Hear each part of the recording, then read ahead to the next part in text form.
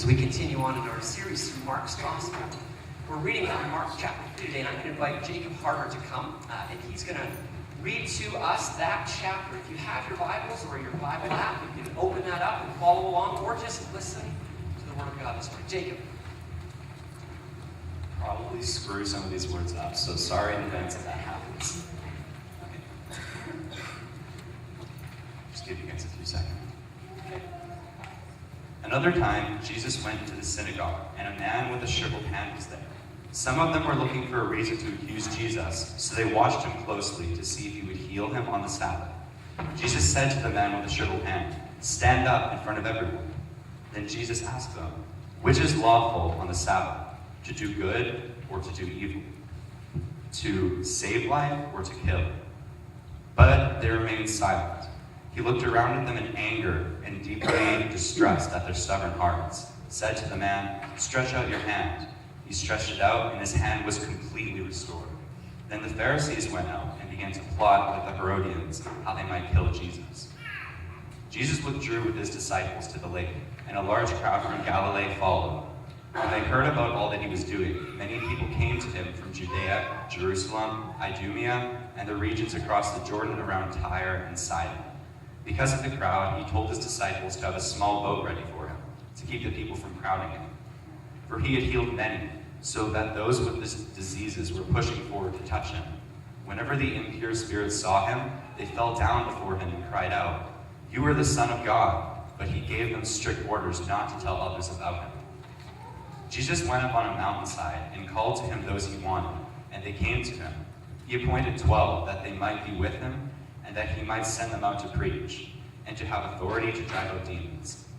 These are the 12 he appointed: Simon, to whom he gave the name Peter; James, son of Zebedee, and his brother John. To them he gave the name Boanerges, I don't know that word, which means sons of thunder. Andrew, Philip, Bartholomew, Matthew, Thomas, James, son of Alphaeus, Thaddeus, Simon the Zealot, and Judas Iscariot, who betrayed him. Then Jesus entered a house, and again a crowd gathered, so that he and his disciples were not even able to eat. When his family heard about this, they went to take charge of him, for they said, "He's out of his mind." And the teachers of the law who came down from Jerusalem said, "He's possessed by the Beelzebul," again, I don't know that word, "by the prince of demons, he is driving out demons." So Jesus called them over to him and began to speak to them in parables. "How can Satan drive out Satan? If a kingdom is divided against itself, that kingdom cannot stand. If a house is divided against itself, that house cannot stand. And if Satan opposes himself and is divided, he cannot stand. His end has come. In fact, no one can enter a strong man's house without first tying him up. Then he can plunder the strong man's house. Truly I tell you, people can be forgiven all their sins and every slander they utter. But whoever blasphemes against the Holy Spirit will never be forgiven. They are guilty of an eternal sin." He said this because they were saying, "He has an impure spirit." Then Jesus' mother and brothers arrived. Standing outside, they sent someone in to call him. A crowd was sitting around him, and they told him, "Your mother and brothers are outside looking for you." Who are my mother and my brothers?" he asked. Then he looked at those seated in a circle around him and said, "Here are my mother and my brothers. Whoever does God's will is my brother and sister and mother." Thank you, Jacob.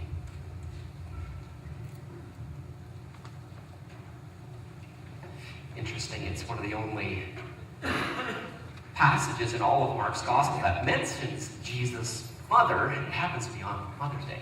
Not going to spend a lot of time on that aspect of it, but we did hear at the end how he says, "Whoever does the will of my Father is brother, sister, and mother."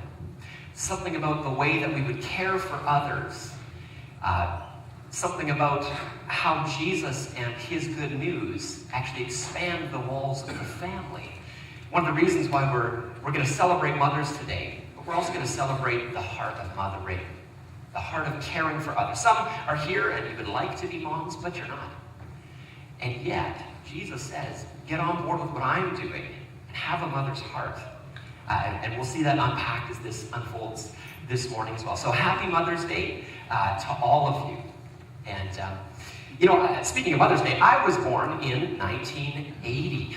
And at that time, the Superman story was really big. I mean, Christopher Reeve's Superman there was kind of like an icon of that era. And so I remember going to kindergarten, and before I'd go, I'd say, Mom, can you give me a Superman curl? And so I would go to school with a Superman curl on the front of my head when I was in kindergarten. Thank you, Mom, for indulging my desire to be just like Superman. Now, if some of you remember the plot line to that original Superman movie, we see that Superman is raised by the Kent family. He ends up, they adopt him, they don't really know where he came from, but they take him in and they raise him. And so Superman lives as Clark Kent. He's sort of this timid, in fact, a little bit sort of nerdy journalist. And we see, because we've seen the beginning of the movie, we know his true identity. We know that he's from Krypton. We know who he is and what he's capable of, but he doesn't even know it until he grows up later. And as he moves to the city and works as a journalist, he is constantly hiding his true identity. But we get to, as watchers of the story, we know when he pops into the telephone booth as Clark Kent and he comes out as Superman, it's really the same guy. He shows us his true colors. But those around him, including his love interest, Lois Lane, they have no idea who he really is. Reading and hearing the Gospel of Mark is a little bit like the Superman story for that reason. We hear this incredible claim right off the beginning of Mark's Gospel. It starts like this, the beginning of the good news or Gospel of Jesus, the Messiah, the Son of God. We have this incredible level of insight as hearers of this Gospel. But those who first encounter Jesus, I mean, they don't get this introduction. In fact, we heard today that sometimes impure or evil spirits will speak and say, we know who you are. You are the Son of God. And what does he tell them to do? Quiet. He silences his own full identity. Why? We're just not ready for it. His hearers were not ready to know who he truly was. But the Gospel of Mark, we'll see, is an unfolding of Jesus' true identity. See, not only is Jesus named the Messiah, which means the King, God's appointed King, he's also called the Son of God. What does that mean? Well, in the world that Jesus grew up in, it was ruled by the Romans. And the Emperor Caesar Augustus had been called the Son of God when he was born. So that title, Mark sets up a contrast for us. The question is, who is the true Son of God? Who really has authority over the world? Caesar Augustus or the Jewish Messiah, King Jesus? Now, Mark's Gospel, and this is interesting, an important point too, is written to Christians in the city of Rome. So the receivers of this message, what they're reading it right in the same city where the Caesar's throne is set.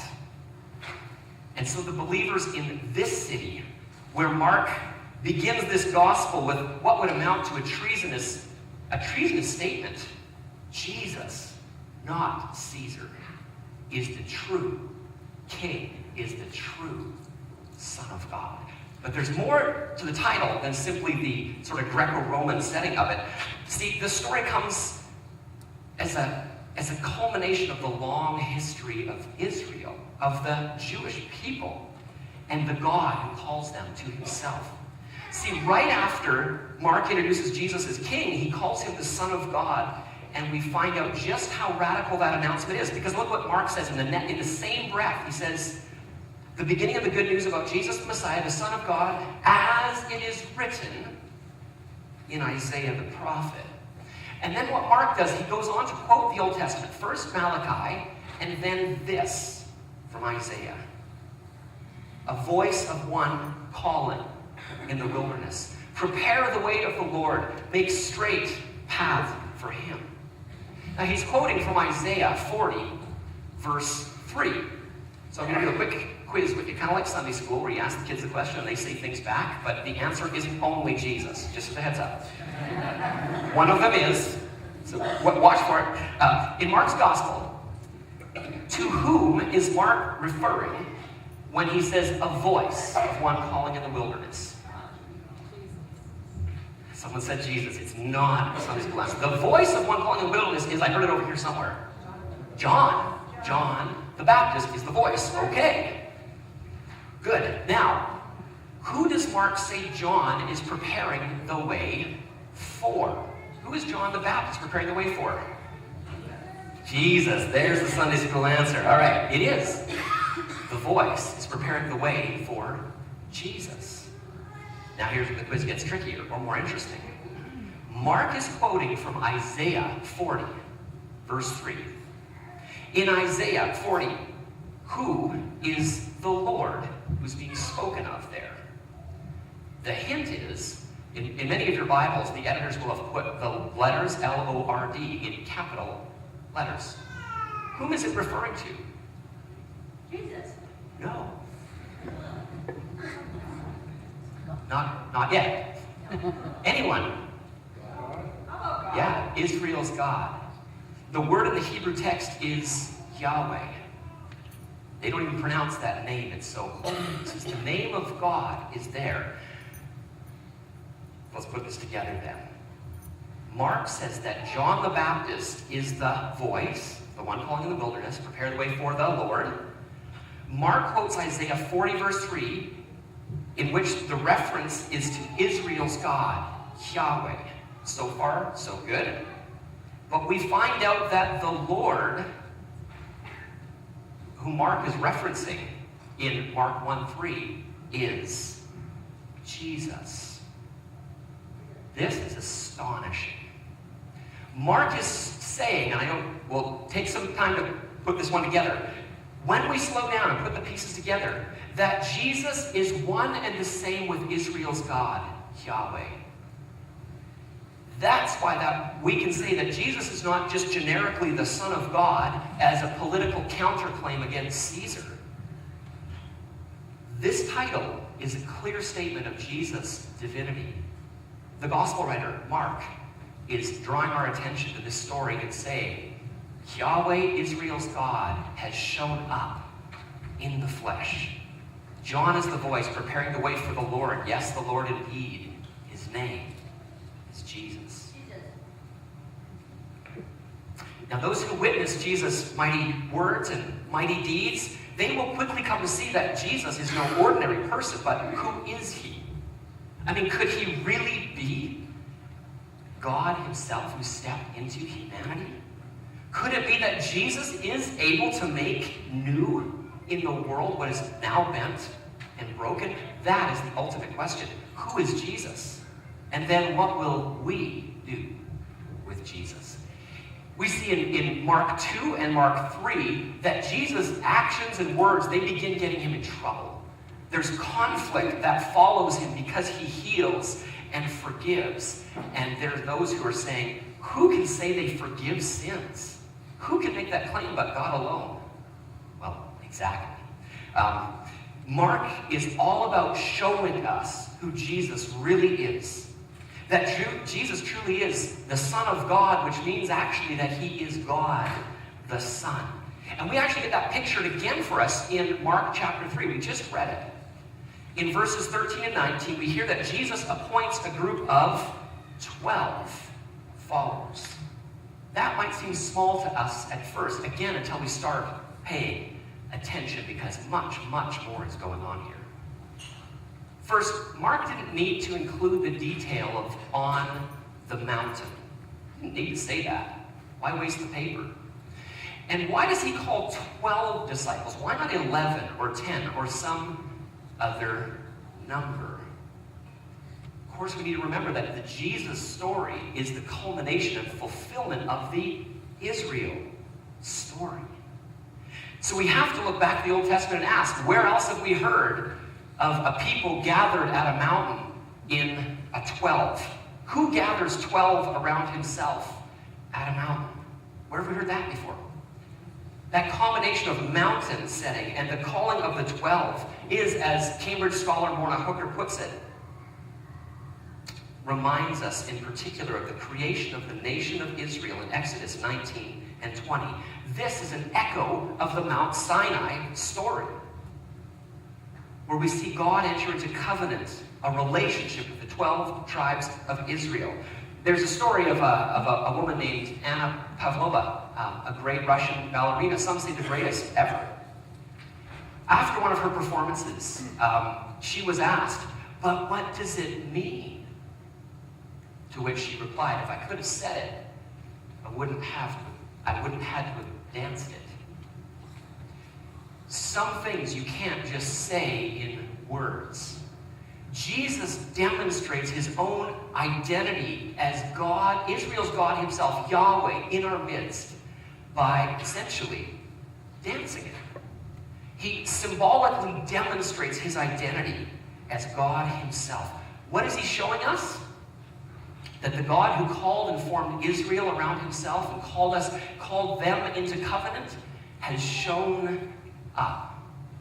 Jesus is pointing to himself and saying, Yahweh in the flesh. It's a clear statement of Jesus' divinity, of his oneness with the Father and the Holy Spirit. But what does it mean for us? And that's what we'll spend the rest of today unpacking. Jesus is saying, if you want to know what God is like, look at me. If you want to know what God is about, look at me and what I'm about. If he is in fact God the Son, that means he has a claim on you and me and all of creation, in fact. You know, every year around Christmas and Easter in particular, but in general as well, we see a lot of articles in print magazines, in newspapers, in printed literature, and online, of course. And there's intense interest in the question, who is Jesus really? Of course, these articles and documentaries, they'll come to different sorts of conclusions, but they're asking the question, could Jesus really be the Son of God? But we need to see, though this is a historical question, we're talking about real history when we speak of Jesus, it's unlike other historical questions. Say, like debating some of the reasons around the French Revolution. I mean, we can look at a question like, how did that unfold from a relatively objective stance? There's no bearing on our lives what we come up with. But the Jesus question, how we answer the question of who is Jesus, nobody is free or objective from that.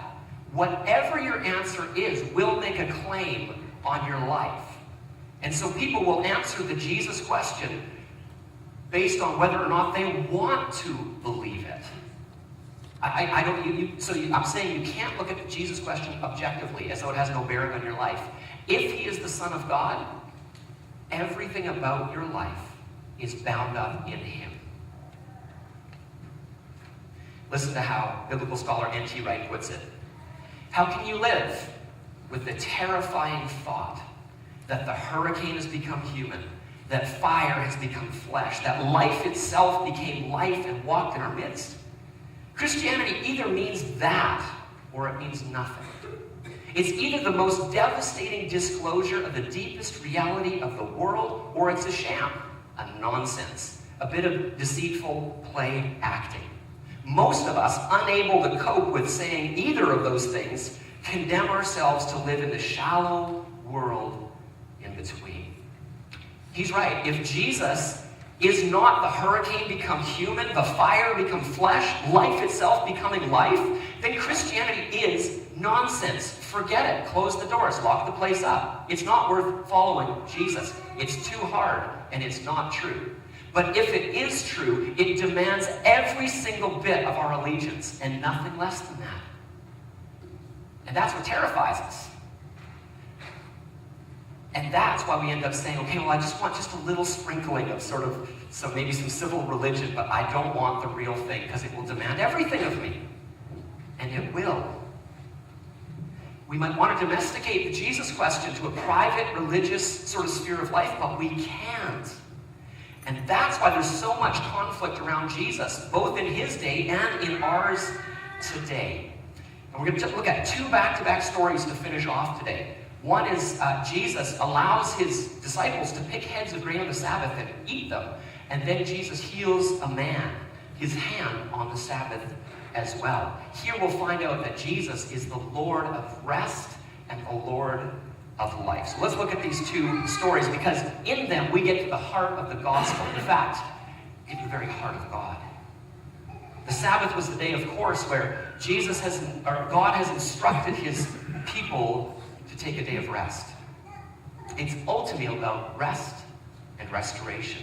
But in these stories, we see that the religious leaders in Jesus' day had lost sight of really who God was and why God had given these instructions. Jesus permits his disciples, weary and hungry, to pick heads of grain and eat them. And then he says this to the religious leaders in conflict with him: the Sabbath was made for humans, not humans for the Sabbath. Now, Dan pointed out last week that God gives a Sabbath command so that we can delight in life and find the rest we need. Like all of the instructions God gives, they're for our benefit, to protect us, to protect our relationships. They show us how life works best. So Sabbath is about finding rhythm, our God-given rhythm of work and rest. But it's not just about rest. We have to see this too. It's about restoration. It's important for us to know. See, the word Sabbath is linked to another important Hebrew word, shalom. Translators often translate shalom with peace or wholeness, completeness or soundness. So Sabbath rest is about enjoying God's shalom, his peace, the wholeness he intends. In fact, the common Jewish greeting, even to this day, on the Sabbath day is Shabbat Shalom, meaning, may you experience God's deep peace as you rest in him. It's beautiful, isn't it? May you experience his peace as you rest in him. So Jesus lives out the Sabbath. He makes this remarkable claim about himself too. He says, so the Son of Man, referring to himself, is Lord even of the Sabbath. What is he claiming here? He doesn't say he's just Lord over the Sabbath, though being God the Son, he could. He doesn't disregard the need for Sabbath either. Instead, he lives out and shows us the true intent of Sabbath. How? By giving rest and renewal, Shabbat and Shalom, to his hungry, weary disciples. So Jesus brings us back to the intent of the Sabbath, that we find rest. But somehow Jesus' own identity is bound up in Sabbath as well. He claims that he is Lord of the Sabbath, the Lord of rest and restoration. You see, he not only rests his disciples, he rests us too. And I want to show you something else. He gives us rest in the deepest place possible. The idea of Sabbath actually goes back to the very opening scene of the Bible, the Genesis narrative. Here God finished his work of creating, and then it says God rested. Is God tired? No. Does he need to recharge? No. He's complete and completely powerful. His rest is about the completedness. His work is finished. He can enjoy it and now get down to the work of ruling his creation. When Jesus claims that he's Lord of the Sabbath, he doesn't mean he's changing God's instruction that invites us to rest for a day. He could have said he was Lord over the Sabbath and changed God's law, but he doesn't. He does something bigger and better. See, we find out later in the story the ultimate reason Jesus has come. He will bring about ultimate rest and restoration. Yes, we need physical rest for our bodies, from our work, but we need a deeper sort of rest too. See, when the Bible speaks of sin, it's referring to the bent of our hearts towards self-centeredness. It's about our rejecting God as God and putting ourselves in his place. It means looking to something or someone else to find our identity, our sense of value and worth. Last week we heard in Stephen's testimony of how he had worked really hard to gain a sense of approval. He said he was like the Pharisees, trying to save themselves through their performance. Truth is, I can totally relate, Steve, to your story. I have been in the same place as Stephen. I have looked at times to my achievements or my ability as a way of being able to say, look, see, I do have worth. I am valuable. When we don't receive our identity as a gift, simply given to us by God, we end up trying to save ourselves, to justify our existence. And it's that creating an identity, a sense of meaning for ourselves, apart from God, that is exhausting. Not just physically, but in every way. We're constantly trying to hustle for a sense of worthiness. And most importantly, there's a sense of a denial of who God made us to be and the value God has given us. When we hustle to make an identity for ourselves, we're saying, God, I don't want to listen to who you say I am. I'm trying to do my own thing over here on my own terms.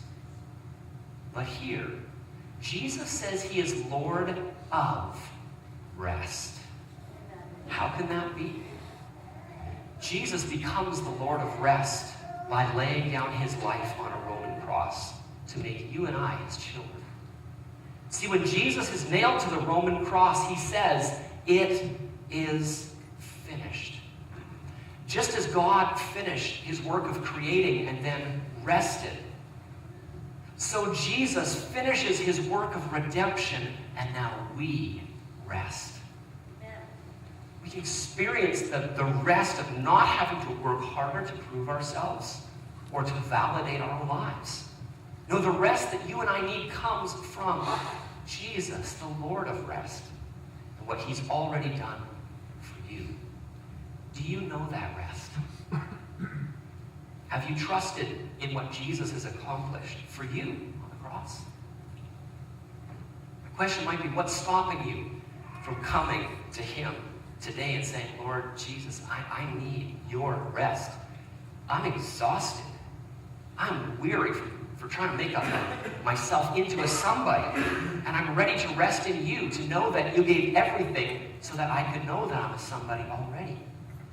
Or maybe you've known that in the past, but you've been living as though Jesus isn't your rest. What's stopping you from coming back to him today? Here's our last point.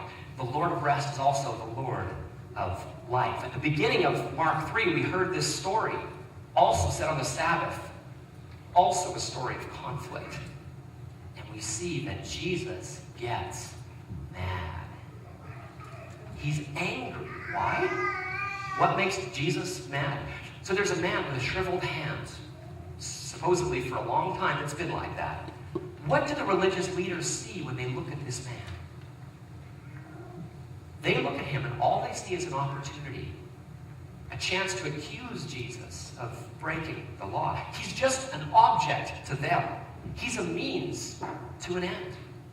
So they're watching Jesus to see if he will heal this man on the Sabbath so they can deem him and his ministry illegitimate. They can say, this is not of God because he's breaking the law. What does Jesus say? He tells the man, stand up. And he asks those who are gathered, which is lawful on the Sabbath? To do good or to do evil? To save a life or to kill? Notice what comes next. But they remained silent. Jesus focuses their attention on the meaning of God's instruction, the meaning of the Sabbath, Shabbat Shalom, God's rest and restoration. And what are they focused on? Being right and condemning Jesus. They had no room in their hearts to see this man healed. Accusation, that was their only goal. Listen to what happens next. He, Jesus, looked around at them in anger. Deeply distressed at their stubborn hearts, he said to the man, stretch out your hand. He stretched out his hand, and it was completely restored. Notice that word restored. Mark could have chosen the more common word, therapuo, which means healed in Greek. Greek. He could have used that word, but he doesn't. He chooses the much less common word, restored. Why? The Sabbath language. That's restoration language. That's putting things back into their wholeness language. Shabbat shalom, rest and restoration, completeness, wholeness, soundness. Why is Jesus angry?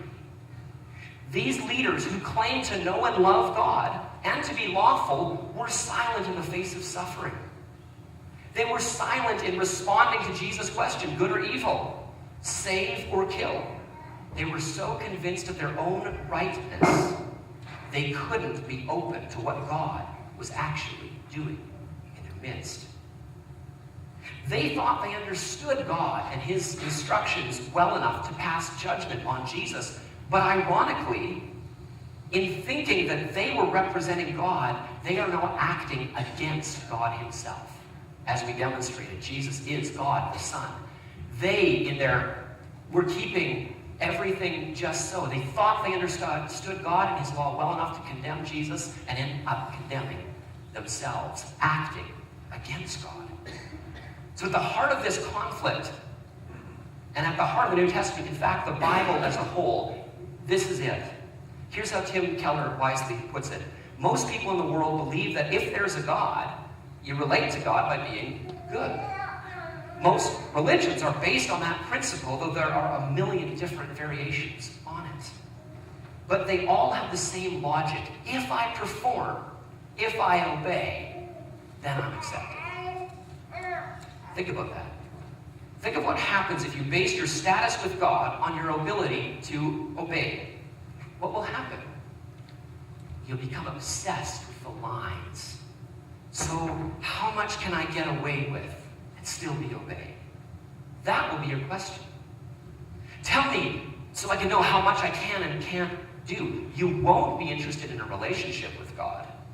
You won't be asking, how might I please God and love him because he's first loved me? No. You will be interested, all you'll care about is the rules, about justifying yourself. And you'll want to point to your record in order to say, God, look, I was good. Now you owe me. I deserve your blessing. You can never put God, we can never put God in our debt. The Pharisees' approach to God, it sure seems, is I obey, therefore I'm accepted by God. But to quote Keller again, the gospel of Jesus is not only different from that, I obey, then I'm accepted, but diametrically opposed to it. I'm fully accepted in Jesus Christ, and therefore I obey. Our relationship with God is first and foremost based on his acceptance of us. And when we truly encounter his grace, when we grasp what he has done for us, we will want to love and serve and obey him. See, when we recognize Jesus for who he is, and then we come to rest in him and his finished work for us on the cross, he changes us. And that change means that we actually begin to see the world and act in accordance with the world in the way that he does. We will see people differently, and then we'll treat them differently. Do you see people the way that Jesus sees them? Do you want to? Seeing Jesus as our God and King means acting with the same kind of compassion that he had. Shirley Bosman is active in giving leadership in the Pregnancy Care Center. And she sent me a video, and she asked if we could maybe show it to remind you guys about the baby bottle campaign as well. If you haven't got those in, that's coming due soon, or keep putting your change in there for a reason. But she asked if we'd show this video, and I said, I think I know the perfect day to show it on. It reminds us that the way that we see impacts the way that we act. It's a little bit intense at times, just a heads up, but it's really worth it, I think. Let's watch this video together.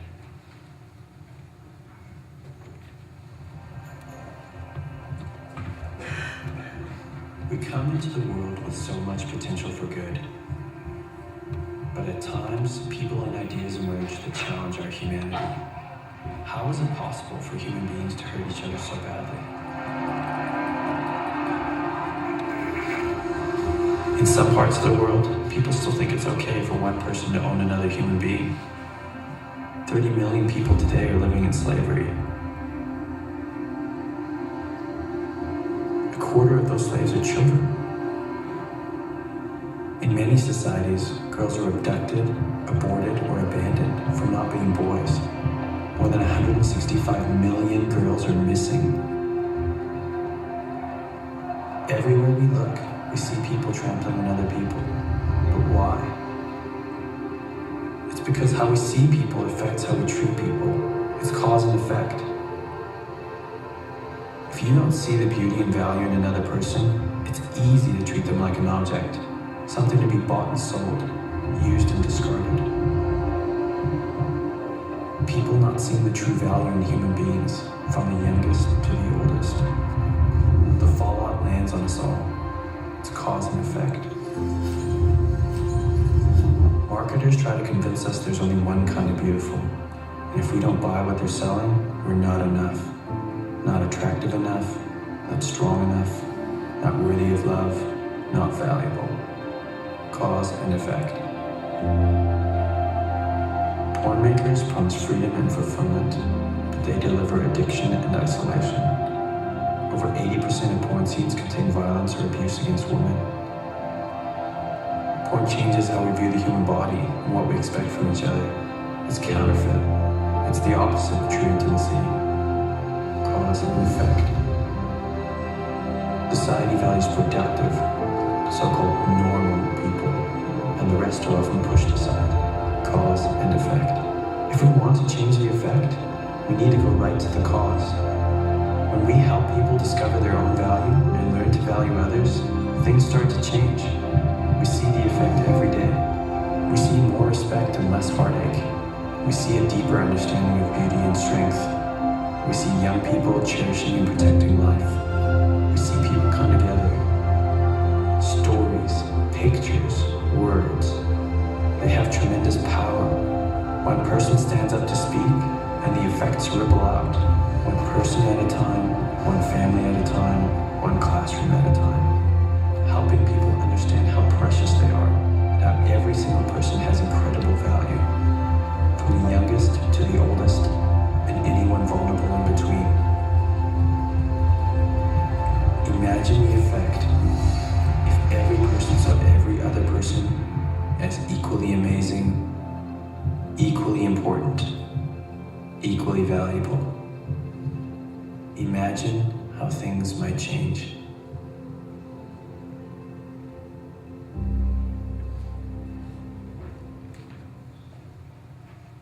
Yes, imagine indeed. Jesus is the Lord of life. And so being his people means being life people too. And all the way down. Why do we support the Pregnancy Care Center? Why do we give presentations on understanding end-of-life issues? Because Jesus is the Lord of life. Why do we invest in ministry to the Corrections Center and the New Life community and feeding and caring for those who are on the outside or on the margins of society? Because Jesus is the Lord of life. Why are we working together to provide a refugee family fleeing a war zone in Syria? It's because Jesus is the Lord of life. Why are we sending a group of youth to work with those in desperate poverty in LA this summer? Because Jesus is the Lord of life. And we are committed to sharing the good news of God's grace expressed through Jesus every week in a pulpit, at youth, through our seniors ministry, through our kids ministry, and our young adults. Why? Because we want everyone to know Jesus, the Lord of life. To know his rest and restoration.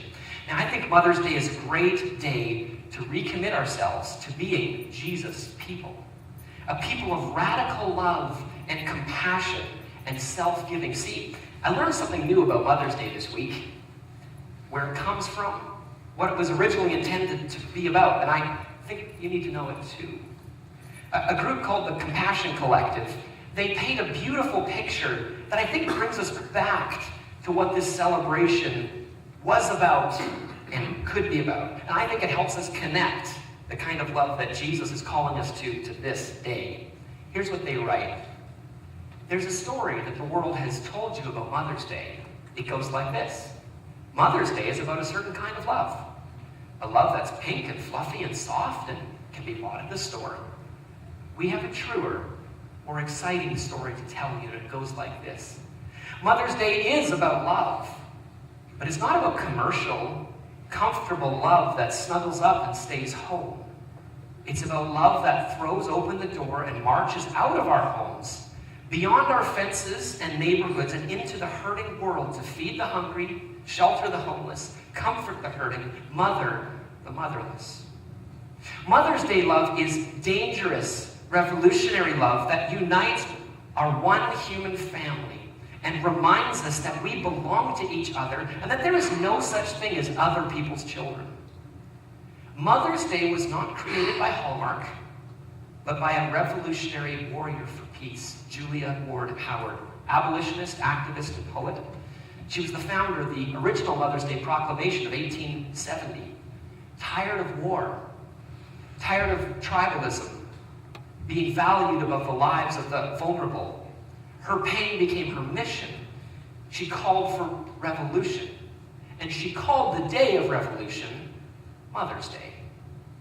Listen to the original Mother's Day Proclamation as she penned it in 1870, just following on the heels of the Civil War in the U.S. Women need no longer to be made party to proceedings which fill the globe with grief and horror. That world, and she's speaking of the world of violence and war, should now be heard and answered as never before.